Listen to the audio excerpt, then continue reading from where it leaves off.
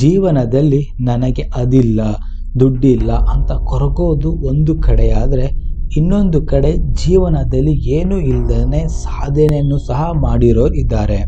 So ಸಾಧನೆಯನ್ನು ಮಾಡಿ ಎಲ್ಲರಿಗೂ ಇನ್ಸ್ಪಿರೇಷನ್ ಆಗಿರೋದು ಇನ್ನೊಂದು ಕಡೆ ನಾವು ನೋಡ್ತಾ ಹೋಗ್ತೀವಿ.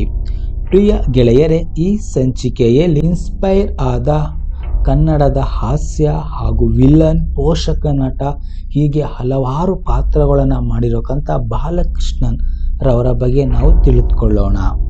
ಸೊ ನಿಮಗೆ ಒಂದು ವಿಷಯ ಗೊತ್ತಾ, ಇವರಿಗೆ ಕಿವಿ ಕೇಳಿಸೋದೇ ಇಲ್ಲ, ಆದರೂ ಆ್ಯಕ್ಟಿಂಗ್ನಲ್ಲಿ ಇವ್ರನ್ನ ಮೀರಿಸೋರು ಯಾರೂ ಇಲ್ಲ. ಆದರೂ ಇವರು ಹೇಗೆ ಆ್ಯಕ್ಟಿಂಗ್ ಮಾಡ್ತಿದ್ರು, ಇವರ ಬಾಲ್ಯ ಹೇಗೆ ಇತ್ತು, ಇವರ ಸಿನಿಮಾ ಇಂಡಸ್ಟ್ರಿ ಹೇಗೆ ಬಂದರು ಎಂಬುದರ ಕಂಪ್ಲೀಟ್ ಇಂಟ್ರೆಸ್ಟಿಂಗ್ ವಿಷಯನ ತಿಳಿಸ್ಕೊಡ್ತೀನಿ.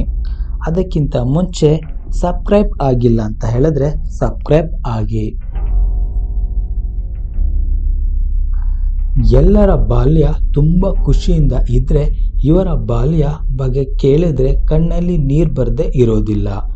ಯಾಕೆ ಅಂತ ಹೇಳಿದರೆ 4 ವರ್ಷ ಇದ್ದಾಗಲೇ ಇವ್ರನ್ನ ಮಾರಾಟ ಮಾಡಿಬಿಡ್ತಾರೆ. ಸೊ ಈ ಇಂಟ್ರೆಸ್ಟಿಂಗ್ ಸ್ಟೋರಿನ ಹೇಳ್ತೀನಿ, ಸರಿಯಾಗಿ ಕೇಳಿಸ್ಕೊಳ್ಳಿ. ಇವರ ತಂದೆಗೆ ಹುಷಾರ್ ಇರೋದಿಲ್ಲ, ಚಿಕಿತ್ಸೆಗೆ ಕೊಡಿಸೋಕೆ ಇವರ ತಾಯಿ ಹತ್ರ ಹಣನೂ ಸಹ ಇರೋದಿಲ್ಲ. ಸೊ ಬಾಲಣ್ಣ ಅವರ ತಾಯಿ ಸಾಲವನ್ನು ಕೇಳ್ತಾ ಇರ್ತಾರೆ ಎಲ್ಲರ ಹತ್ರ. ಹಾಗೆ ರಂಗಮ್ಮ ಅನ್ನೋರ ಹತ್ರನೂ ಕೂಡ ಹೋಗಿ ಸಾಲವನ್ನು ಕೇಳ್ತಾರೆ. ಸೊ ಆದರೆ ವಿಪರ್ಯಾಸ ಹೇಗಿರುತ್ತೆ ಅಂತ ಹೇಳಿದ್ರೆ, ರಂಗಮ್ಮ ಅವರಿಗೆ ಮಕ್ಕಳು ಇರೋದಿಲ್ಲ. ಸೊ ಮಕ್ಕಳು ಇಲ್ಲದೆ ಇರೋ ಕಾರಣ ರಂಗಮ್ಮ ಅವ್ರು ಕೇಳ್ತಾರೆ, ಈ ಮಗುವನ್ನು ನನಗೆ ಕೊಟ್ಬಿಡು, ನಾನು ನಿನಗೆ 8 ರೂಪಾಯಿಯನ್ನು ಕೊಡ್ತೀನಿ ಅಂತ. ಆದರೆ ಮನಸ್ಸಿಲ್ಲ ಅಂತ ಹೇಳಿದ್ರು ಕೂಡ ಬೇರೆ ದಾರಿ ಇಲ್ಲದೇನೆ ಬಾಲಣ್ಣ ಅವರ ತಾಯಿ ಆ ಮಗುವನ್ನು ಕೊಟ್ಬಿಡ್ತಾರೆ. ಕೊನೆಗೆ ಮಾರಾಟವನ್ನು ಮಾಡಿಬಿಡ್ತಾರೆ ಆ ಮಗುವನ್ನು. ಸೊ ಹೀಗೆ ಬಾಲಣ್ಣವರು ಬೆಳೀತಾ ಬೆಳೀತಾ ರಂಗಮ್ಮ ಅವ್ರ ಹತ್ರ ಇವ್ರಿಗೆ ಡ್ರಾಮಾ ಕಡೆ ಆಸಕ್ತಿ ಹೆಚ್ಚುತ್ತಾ ಹೋಗುತ್ತದೆ. ಸೊ ಇವರು 14 ವರ್ಷ ವಯಸ್ಸಾಗಿದ್ದಾಗ ಮನೆಯನ್ನು ಬಿಟ್ಟು ಹೋಗ್ಬಿಡ್ತಾರೆ. ಒಂದು ಡ್ರಾಮಾ ಕಂಪನಿಗೆ ಸೇರಿಕೊಂಡು ಅಲ್ಲಿ ಸಣ್ಣ ಪುಟ್ಟ ಕೆಲಸಗಳನ್ನು ಮಾಡ್ತಾ ಇರ್ತಾರೆ. ಇವ್ರಿಗೆ ಡ್ರಾಮಾ ಹುಚ್ಚು ಯಾವ ಥರ ಇವರು ಶಾಲೆ ಮುಗಿದ ನಂತರ ಸಹ ಕಾಡುಗೋಗಿ ಅಲ್ಲಿ ಡ್ರಾಮಾವನ್ನು ಪ್ರಾಕ್ಟೀಸ್ ಮಾಡ್ತಾ ಇರ್ತಾರೆ.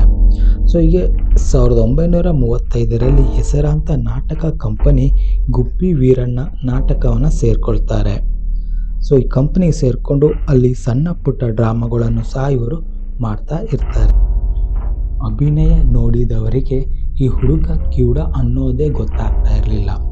ಹಾಗೆ ಅಭಿನಯವನ್ನು ಮಾಡ್ತಿರ್ತಾರೆ. 1943 ರಾಧಾರಮಣ ಸಿನಿಮಾದಲ್ಲಿ ಚಾನ್ಸ್ ಸಿಗುತ್ತೆ.